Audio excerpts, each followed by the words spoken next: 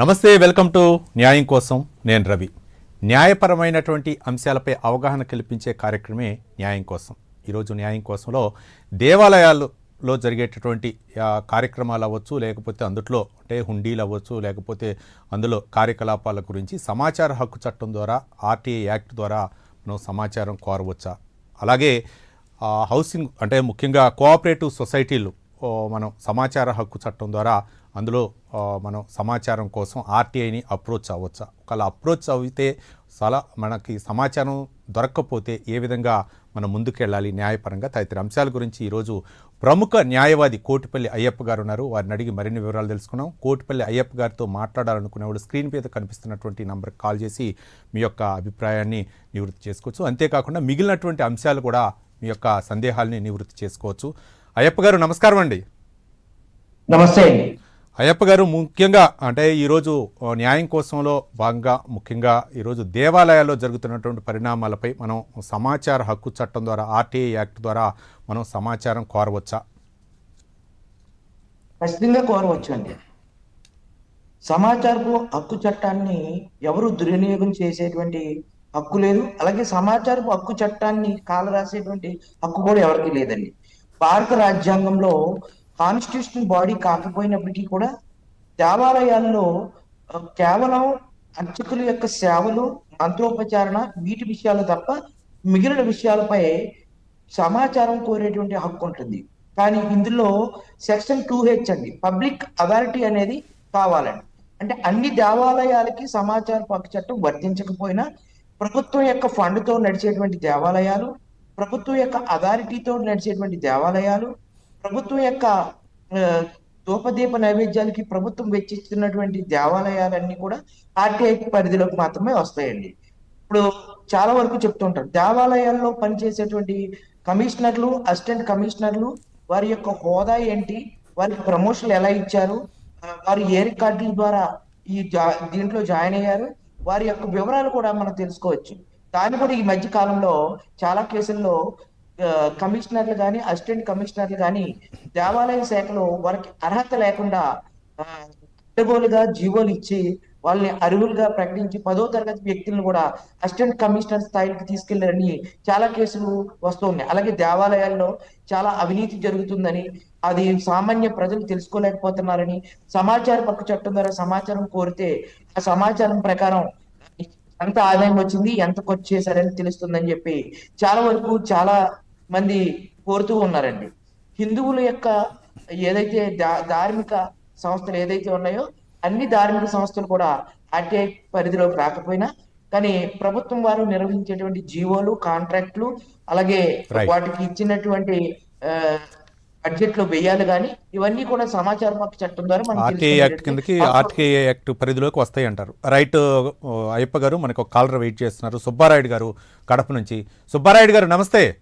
నమస్తే సార్. నమస్తే sir. Ayyappa sir నమస్తే. మీ ప్రైమ్ ఛానల్ నమస్తే సార్. నమస్తే, చెప్పండి మీ సమస్య ఏంటో అయ్యప్ప గారితో మాట్లాడండి. సార్ మాది కడప జిల్లా సార్. మాకు రెవెన్యూ పరంగా, న్యాయశాస్త్ర పరంగా పొద్దుటూరు, కడప 2 జిల్లాలు ఉన్నాయి సార్. మా సొంత ఆస్తి ఒకటి పొద్దుటూరులో ఉంటే మా భార్య దాయాదులు దాన్ని ఆక్రమించుకోకపోతే దాని మీద కేసు వేసాం సార్. ఆ కేసు నడుస్తా ఉంది. ఇప్పుడు మేము ఏదైనా దాన్ని కడప మార్చుకునే దానికి అవకాశం ఉందా సార్? మేము ఇద్దరం వృద్ధులము, ముసలోళ్ళము, గుడ్డి జబ్బులము, 76 ఏళ్ళు ఉన్నాయి మాకు.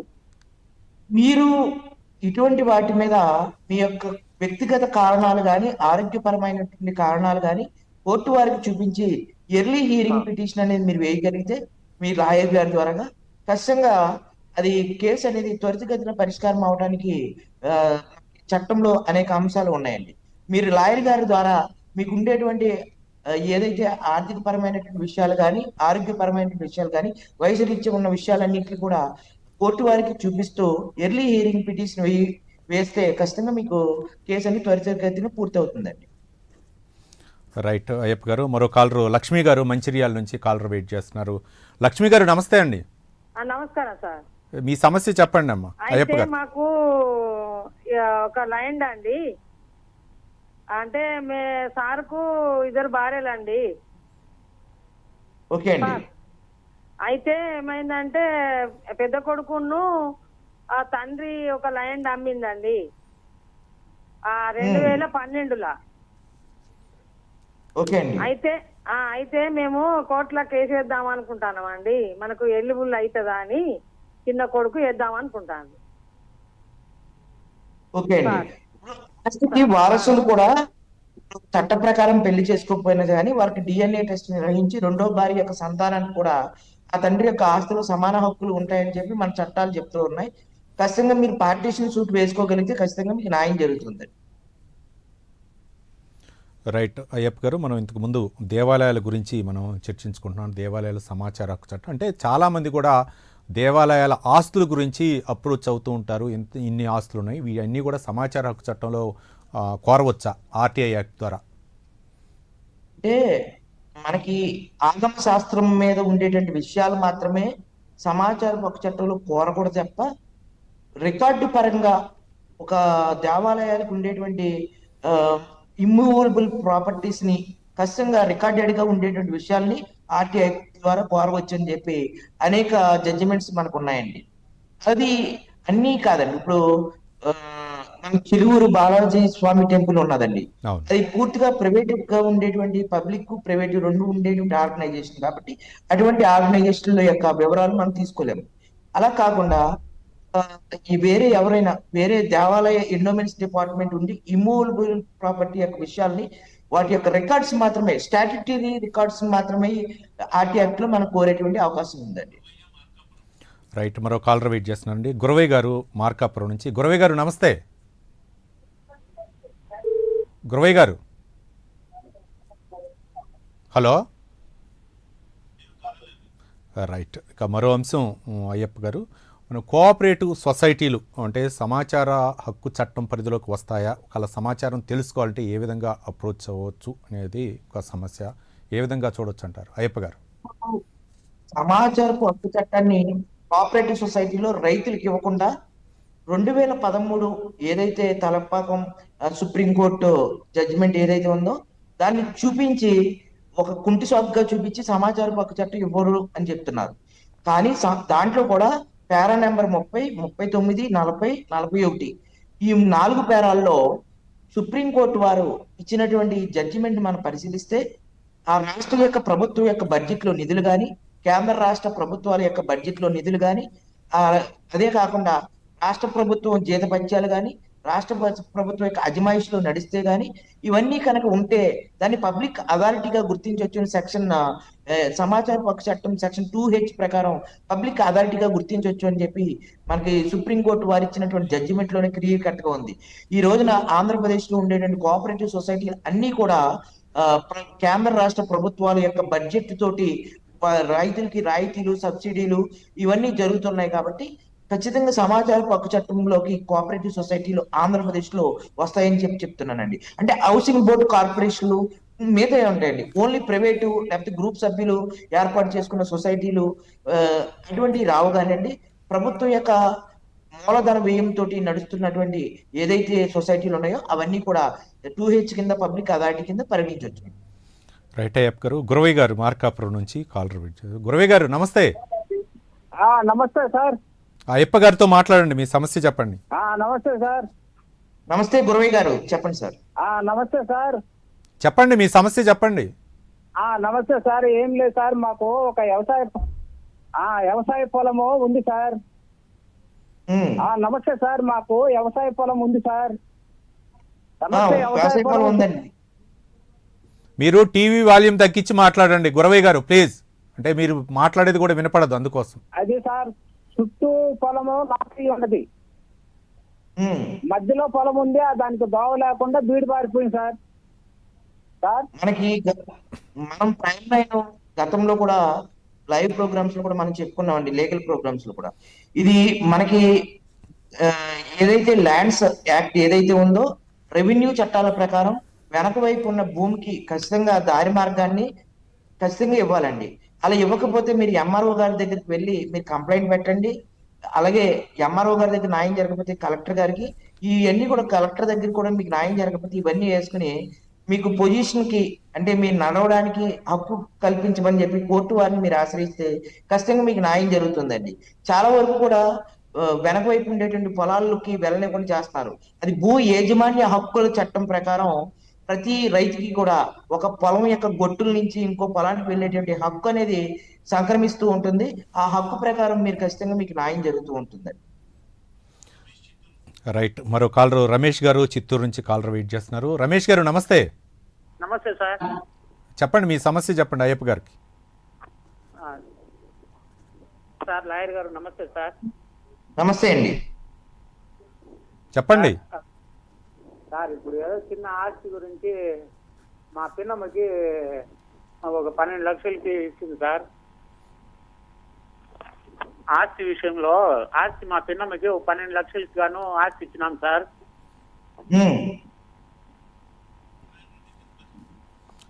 రమేష్ గారు చెప్పండి, క్లుప్తంగా చెప్పండి మీ సమస్యను. సార్ మా పిన్నమ్మకి ఆస్తి ఆమెకు రాసిచ్చినాం సార్. 12 లక్షలు మాకు ఇచ్చేట్లుగా మాట సార్. అంటే మీ నాన్నగారికి రెండో భార్య అండి ఆవిడ? కాదు సార్, మా చిన్న ఆయన భార్య సార్. ఓకే, మీ చిన్నాన్న గారి భార్య. ఓకే సార్ 3 లక్షలు అడ్వాన్స్ గా ఇచ్చినారు సార్. ఆ 9 లక్షలకు గాను 6 నెలలు టైం పెట్టి చెక్ బాండ్ ఇచ్చినారు సార్. బాండ్ పేపర్ రాసి చెక్ మీద సంతకం పెట్టి ఇచ్చినారు సార్. ఓకే అండి, మిగతా డబ్బులు మీకు ఇవ్వట్లేదు అంతేనండి? అవును సార్, ఇంకా 15 రోజుల్లో టైం అయిపోతుంది సార్. 6 నెలలు పూర్తి అయిపోతుంది. మీరు కోర్టుకు వెళ్ళొచ్చు. మీరు కోర్టు నోటీస్ ఇచ్చి మీరు ఆ డబ్బు ఇమ్మని చెప్పి మీరు అడగొచ్చు అండి. ఆ అగ్రిమెంట్ ని రద్దు చేయమని చెప్పి మీరు కోర్టు వారిని మీరు కోర్టులో వేసుకోవచ్చు అండి. ఏదైతే మీ డబ్బుకి మీరు ఇచ్చిన డబ్బుకి రికవరీ చేసుకోవడానికి వడ్డీతో సహా మీ డబ్బులు ఇమ్మని అగ్రిమెంట్ ప్రకారం మీరు కోర్టుకు వెళ్ళొచ్చు. కోర్టు ద్వారా మీకు న్యాయం జరుగుతుందండి. సార్ ఆ డేట్కి ఆ చెక్ ఎత్తుకొని బ్యాంకుకి ఏమన్నా పోవచ్చా సార్? ఖచ్చితంగా వెళ్ళొచ్చు అండి. మీరు ఆ అమౌంట్ ఏ రోజుకైతే మీకు ఇవ్వాలో ఆ అమౌంట్ ఇవ్వకపోతే మీరు ఆ డేట్ వేసుకుని చెక్ మీద డేట్ వేసుకుని మీరు కోర్టుకు వెళ్ళొచ్చు. మంచిది sir, thank you sir. Right Ayyappa గారు. మరో కాలర్ నారాయణ రెడ్డి గారు కాలర్ వెయిట్ చేస్తున్నారు. నారాయణ రెడ్డి గారు నమస్తే. Hello hello. రైట్. మరో అంశం చూద్దామండి. అయ్యప్ప గారు, అంటే చాలామంది అంటే దేవాలయాల్లో జరుగుతున్నటువంటి అవినీతి అక్రమాలు లేకపోతే దానికి సంబంధించినటువంటి లెక్కల గురించి అయితే మాత్రం చాలామందికి అపోహలు వస్తాయి. ఆర్టీఐ ద్వారా వెళ్ళొచ్చా లేదా అనేది, మరోపక్క టెండర్లు అవ్వచ్చు, లేకపోతే అక్కడ జరుగుతున్నటువంటి అంటే అక్కడ దేవాలయాల్లో జరుగుతున్నటువంటి కార్యక్రమాల గురించి రకరకాలైనటువంటి సందేహాలు ఉన్నాయి. ఇవి ఆర్టీఐ ద్వారా అప్రోచ్ అవ్వచ్చా, సమాచారం ఇస్తుందా అనేది కూడా చాలామంది సందేహం ఉంది. ఏ విధంగా చూడొచ్చు అంటారు? ఖచ్చితంగా ఈ రోజుని దౌర్భాగ్యం ఏంటంటే హిందూ దేవాలయాల్లో ఎగ్జిక్యూటివ్ ఆఫీసర్ గా ఉన్న చాలా వరకు అంటే 100లో ఒక 80% వరకు కూడా అవినీతి పరులు ఎక్కువ ఈఓలు గాను ఎగ్జిక్యూటివ్ ఆఫీసర్లు గాను అసిస్టెంట్ కమిషనర్లు గాను పనిచేస్తూ ఉన్నారు. వాళ్ళ యొక్క ఆస్తులు చూస్తే వాళ్ళ చుట్టాల పేరును చాలా వరకు కూడా అండి అన్నవరం ప్రసాదం ఉన్నదండి. ప్రశ్నించిన వారికి మెమోలు ఇస్తూ ఉంటారు. ఏదైతే అన్నవరం దేవస్థానంలో కోట్లాది రూపాయల అవినీతి జరుగుతూ ఉందండి, ఎప్పటి నుంచో జరుగుతుంది. ఎవరు ఈవోగా వచ్చినా కానీ అన్నవరం దేవస్థానంలో అవినీతి జరుగుతుందని చెప్పి సాక్షాత్తు ఎంప్లాయీస్ చెప్తున్నారు. ఒక అజాద్ అని ఒక ఎండోమెంట్స్ కమిషనర్ గా ఉన్నటువంటి వ్యక్తి, అతను మాత్రమే తను ఏదైతే ఉందో అది నిరోధించారండి. మిగతా అందరూ కూడా అవినీతి పాల్పడ్డారని చెప్పి చాలా మంది ఎంప్లాయీస్ చెప్తూ ఉన్నారు. అంటే అది ఆధారాలు అనేవి చెప్పాలి. అట్లాగే మిగతా దేవాలయాలు కూడా మనం గతంలో చూసాం. సింహాచలం భూముల విషయంలో కానీ ఇతర దేవాలయాల్లో కానీ అనేక అవినీతులు జరుగుతూ ఉన్నాయని చెప్పి మనకి వస్తూ ఉన్నాయి.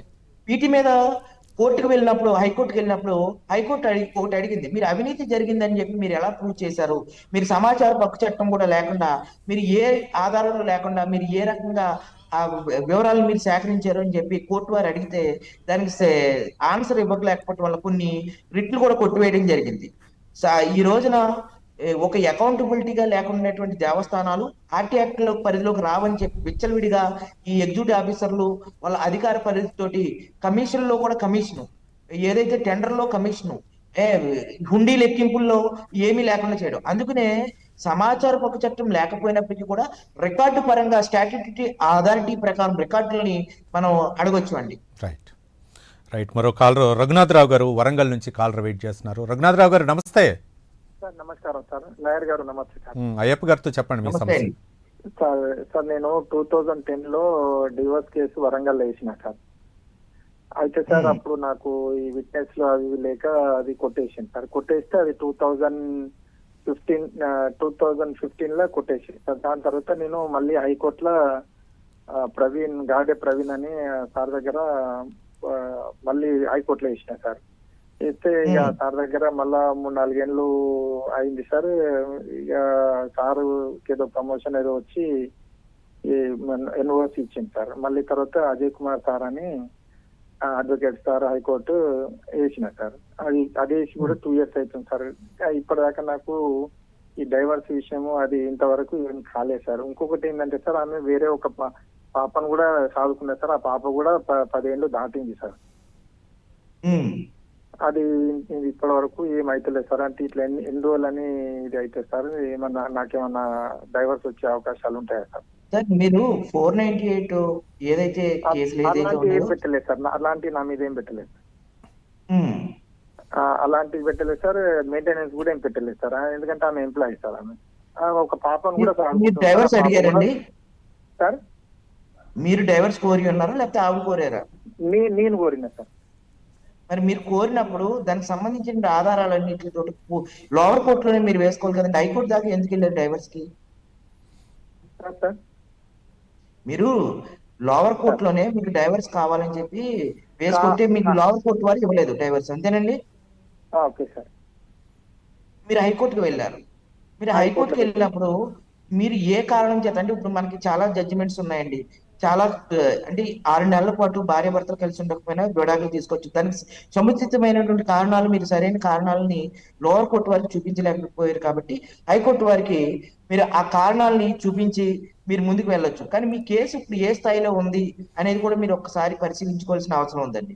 మీరు ఆ లాయర్ గారి దగ్గరికి వెళ్ళి మీ కేసు ఏ స్థాయిలో ఉంది, ఇలా మీ వైవాహిక జీవితం నాశనం అయిపోతుంది, మీరు భవిష్యత్తులో ముందుకు వెళ్ళలేని పరిస్థితి ఉందని చెప్పి మీ కారణాలు చూపించి దాంట్లో కూడా ఎర్లీ హియరింగ్ పిటిషన్ కూడా మీరు వేసుకుని హైకోర్టు వారి దగ్గర నుంచి కూడా మీరు జడ్జిమెంట్ తీసుకునేటువంటి అవకాశం ఉంటుంది. రైట్. అయ్యప్ప గారు, మరో కాలరు లక్ష్మీనారాయణ గారు మదనపల్లి నుంచి కాలర్ వెయిట్ చేస్తున్నారు. లక్ష్మీనారాయణ గారు నమస్తే. హలో చెప్పండి సార్. నమస్తే సార్. లక్ష్మీనారాయణ గారు, అయ్యప్ప గారితో మాట్లాడండి, మీ సమస్య చెప్పండి. Okay sir. Okay sir. Sir sir నమస్తే సార్. లాయర్ గారు నమస్తే సార్. నమస్తే అండి. సార్ మరి మా సమస్య ఏమంటే, బెంగళూరు కర్ణాటకలో ఒక ప్రాపర్టీని నేను దాదాపు 1 సంవత్సరం 3 నెలల క్రితం ఒక ప్రాపర్టీని కొని మాన్యువల్ అగ్రిమెంట్ చేసుకున్నాను సార్. అగ్రిమెంట్ చేసుకుంటే దాంట్లో ఏమని రాశామంటే 6 months లోపల రిజిస్ట్రేషన్ చేసి, దాంట్లో ఖాతా కాలేదు సార్. అది ఈ ఖాతాలు కాలేదు. నేను ఖాతా చేసి ఇస్తాను, ఒకవేళ ఖాతా చేసి ఆ సమయం లోపల నేను ఇవ్వకపోతే 2 rupees ఇంట్రెస్ట్ తో మీకు వేసి ఇస్తారని ఆ మాన్యువల్ అగ్రిమెంట్ లో కూడా మెన్షన్ జరిగింది సార్. అది ఇప్పుడు దాదాపు 1 సంవత్సరం 3 నెలలు అయింది. అదో ఇది అయిపోతుంది అంటూ ఇప్పుడు 1 సంవత్సరం 3 నెలలు అయింది, ఇంకా కాలేదు. అక్కడ ఖాతాలు కాలేదు, ఇతరు రిజిస్టర్ చేసి ఇవ్వలేదు. అప్పుడు దాంతో పాటు మేము ఏం చేసామంటే కొన్ని చెక్కులు కూడా వాళ్ళ దగ్గర, మేము ఎంత అమౌంట్ 40 లక్షలు ఇచ్చాం సార్. 45 లక్షలు తగ్గట్టు చెక్కులు కూడా వాళ్ళ దగ్గర తీసుకున్నాం. అయితే ఇప్పుడు వాళ్ళు డబ్బు అడిగితే డబ్బు ఇవ్వలేదు సార్. వాళ్ళు డబ్బు ఇవ్వలేదు. కోర్టులో వేసుకుని మీరు బాకీ అనేది రాబట్టుకోవచ్చు అండి. మీరు చెక్కులు ఇమ్మీడియట్ గా కోర్టులో వేసుకోండి. చెక్ బౌన్స్ వేస్తే NI యాక్ట్ 138 ప్రకారం చెక్ బౌన్స్ వేసి మీరు డబ్బులు మీరు రాబట్టుకోవచ్చు. చెక్ బౌన్స్ అనేది ఉత్తమమైన మార్గం అండి. లేదు అంటే మీకు ఆ ప్రాపర్టీ కావాలి అనుకుంటే మీరు అగ్రిమెంట్ మీద within 3 years లోపల స్పెసిఫిక్ పెర్ఫార్మెన్స్ అనేది మీరు కోర్టులో వేసుకోగలిగితే ఆ వాల్యూ వడ్డీతో సహా మీకు అప్పటి వరకు ఎంత అయింది అవన్నీ కూడా మీరు లెక్క వేసుకుని మీరు సబ్ కోర్టుకు వస్తుందా, ఏ జిల్లా కోర్టుకు వస్తుందా అనేది మీరు చూసుకుని అమౌంట్ బట్టి మీరు ఖచ్చితంగా స్పెసిఫిక్ పెర్ఫార్మెన్స్ వేయగలిగితే, స్పెసిఫిక్ పెర్ఫార్మెన్స్ మీరు నెగ్గిన తర్వాత మళ్ళీ ఈపీ వేసుకుని ఆ ప్రాపర్టీ అనేది మీరు కోర్టు ద్వారా మీరు పొందేటువంటి హక్కు కూడా మీకు ఉంటుంది. రైట్ అయ్యప్ప గారు, మొత్తానికి అంటే దేవాలయాల్లో అవ్వచ్చు, లేకపోతే కోఆపరేటివ్ సొసైటీలో మనం సమాచారం కోసం కనుక దరఖాస్తు చేసుకుంటే దరఖాస్తు కనుక ఎన్ని రోజుల్లో సమాధానం ఇవ్వాలి, ఒకవేళ కనుక దానికి సరైనటువంటి సమాధానం లేకపోతే ఏ విధంగా అంటే న్యాయపరంగా ముందుకు వెళ్ళాలా, లేకపోతే సంబంధిత శాఖల ద్వారా ముందుకు వెళ్ళాలా, ఎలా అప్రోచ్ అవ్వాలంటారు అయ్యప్ప గారు? యాక్ట్ సెక్షన్ 2005 సెక్షన్ 7(1) ప్రకారం 30 రోజుల లోపల సమాచారం అనేది ఖచ్చితంగా ఇవ్వాలండి. అలాగే 7(3) ప్రకారం ఎవరైనా సరే భారత రాజ్యాంగంలో నుంచి పౌరులకు ఇచ్చినటువంటి హక్కులకి ఎవరైనా భంగం కలిగిస్తే అటువంటి విషయాల్లో 48 గంటల లోపల ఆ సమాచారం అత్యున్నతమైనటువంటి సమాచారంగా పరిగణించబడితే 48 గంటల లోపల వారు సమాచారం ఇవ్వాలి. ఆ 30 రోజుల్లో కనుక వారు సమాచారం ఇవ్వకపోతే ఆ సమాచారాన్ని మనం తిరస్కరించినట్టుగా భావించి ప్రథమ అప్పీల్ అనేది చేయాలి. ఆ ప్రథమ అప్పీల్లో ఏ రోజైతే మీరు అప్పీలేట్ అథారిటీకి పెట్టారో ముందు పౌర సమాచార అధికారికి మీరు ఏ రోజైతే చెప్పారు పబ్లిక్ ఇన్ఫర్మేషన్ ఆఫీసర్ కి, ఆ దరఖాస్తుని కూడా దీనికి అటాచ్ చేసి మీరు సమాచారం అనేది అప్పీల్ అనేది చేసుకోవాలండి. రెండో సమాచారం 45 days అండి. అట్లా రెండు ప్రథమ అప్పీలు ద్వితీయ అప్పీల్లో కూడా మీకు సమాధానం దొరకకపోతే ఆర్టికల్ 19 సెక్షన్ 19(1) ప్రకారం, సెక్షన్ 19(3) ప్రకారం రెండు అప్పీల్లో కూడా మీకు న్యాయం జరగకపోతే సమాచారపు కమిషనర్ ఉంటారు. ఆ కమిషనర్ వారికి ఈ అప్పీల్ ని ఈ పౌర సమాచారపు అధికారికి ఇచ్చినటువంటి దరఖాస్తులు తీసుకెళ్తే మీకు ఖచ్చితంగా రోజుకు 250 రూపాయలు చొప్పున ఫైన్ వేసి సెక్షన్ 24 ప్రకారం మీకు న్యాయం చేస్తారండి. రైట్, థ్యాంక్ యూ అయ్యప్ప గారు. మొత్తానికి దేవాలయాల్లో అవ్వచ్చు, అలాగే కోఆపరేటివ్ సొసైటీలో ఏ విధంగా సమాచార హక్కు చట్టం ద్వారా ఏ విధంగా సమాచారం తెలుసుకోవచ్చు, ఒక కనుక సమాచారం ఇవ్వకపోతే ఎలాంటి పరిణామాలు ఉంటాయని కూడా సవివరంగా వివరించారు. Thank you. అంతేకాకుండా మా కాలర్స్ యొక్క సందేహాలను కూడా నివృత్తి చేసినందుకు ధన్యవాదాలు. ఇది ఇవాల్టి న్యాయం కోసంలోని అంశం. మరో అంశంతో మళ్ళీ కలుద్దాం. చూస్తూనే ఉండండి ప్రైమ్ 9 న్యూస్. నిజం ఇదే మా యజం.